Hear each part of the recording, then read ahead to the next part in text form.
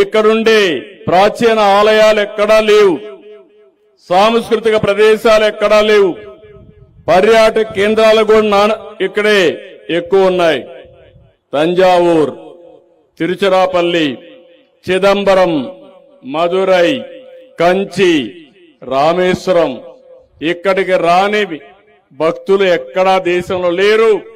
ఎక్కడన్నా దేవాలయాలు సందర్శించాలంటే తమిళనాడులోనే ప్రాచీన దేవాలయాలున్నాయి. అరుణాచల శివుణ్ణి చూచేందుకు ఏపీ మొత్తం వస్తుంది. అదే సమయంలో తిరుపతి దగ్గరికి మొత్తం తమిళనాడు నుంచి పెద్ద ఎత్తున వెంకటేశ్వర స్వామికి మీరందరూ కూడా వచ్చే పరిస్థితికి వచ్చారు.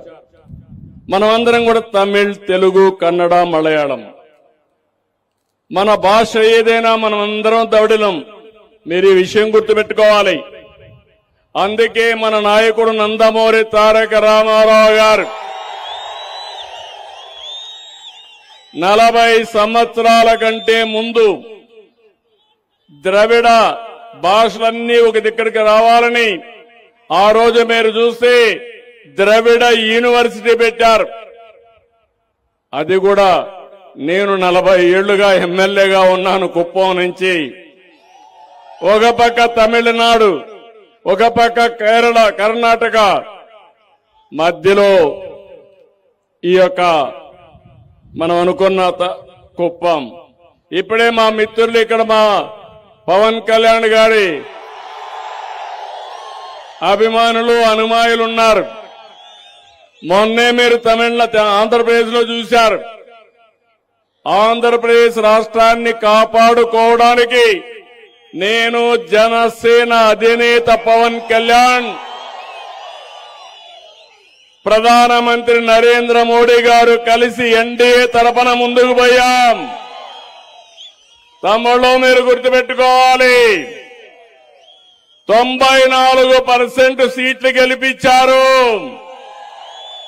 చరిత్రలో ఎప్పుడూ రాని గెలుపు. దానికి కారణం డబుల్ ఇంజన్ సర్కారు కావాలనుకొని ఓట్లేశారు. అందుకే ఈరోజు చూస్తే ఇక్కడ కూడా మీ మూడు చూస్తున్నాను. నేను తమిళనాడుకు వస్తే నేను కుప్పంలోనో లేకుంటే విజయవాడలో ఉన్నానా అనే అనుమానం వచ్చే పరిస్థితి వచ్చింది. కానీ ఒక విషయం మీరు గుర్తుపెట్టుకోవాలి, ఎన్టీఆర్ సినిమా జీవితాన్ని ప్రారంభించింది చెన్నై నుంచి. ఒక మహానటుడిగా ఎదిగారు. అక్కడి నుంచి ఆంధ్రప్రదేశ్ ముఖ్యమంత్రిగా ఒక మహానాయకుడు అయ్యారు. మీరందరూ గుర్తుపెట్టుకోవాలి, మొట్టమొదటిసారిగా తమిళనాడు రుణం తీర్చుకోవాలని ఎంజీఆర్ తో కలిసి తెలుగు గంగ నీళ్లు చెన్నైకి ఇచ్చిన ఘనత ఎన్టీ రామారావు గారిది. అలాంటి అనుబంధం ఉంది. నాకు కూడా మీరు గుర్తుపెట్టుకోవాల్సింది, చిత్తూరు, తిరుపతి జిల్లా, నేను ఇక్కడి నుంచే వచ్చా. ఈ జిల్లాలో తమిళ ఎక్కువ మాట్లాడతాం. ఇక్కడ మీరెట్టై తెలుగు మాట్లాడతారో అక్కడ తమిళ మాట్లాడే పరిస్థితిలో ఉంటారు. అలాంటి అనుసంధానం ఉంది. ఇంకో పక్క మీరందరూ చూస్తే నేను పెళ్లి చేసుకున్నది కూడా తమిళనాడులోనే పెళ్లి చేసుకున్నా, చెన్నైలోనే పెళ్లి చేసుకున్నా. అప్పుడు ఎన్టీ రామారావు గారు చెన్నైలోనే ఉండేవాడు. అప్పుడు మెడ్రాస్, తర్వాత చెన్నై అయింది. ఇవన్నీ కూడా మా కుటుంబానికి తమిళనాడుకు అవినాభావ సంబంధం ఉంది.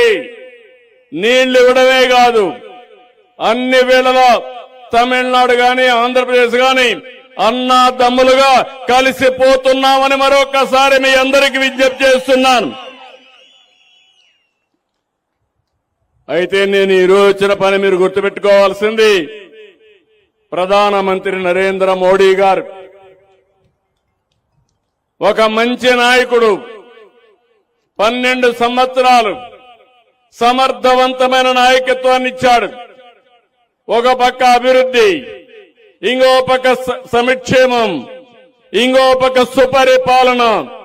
ఈ మూడు కలిపి దేశ భవిష్యత్తుని పరుగులు పెట్టిస్తున్న వ్యక్తి ప్రధానమంత్రి నరేంద్ర మోడీ గారు.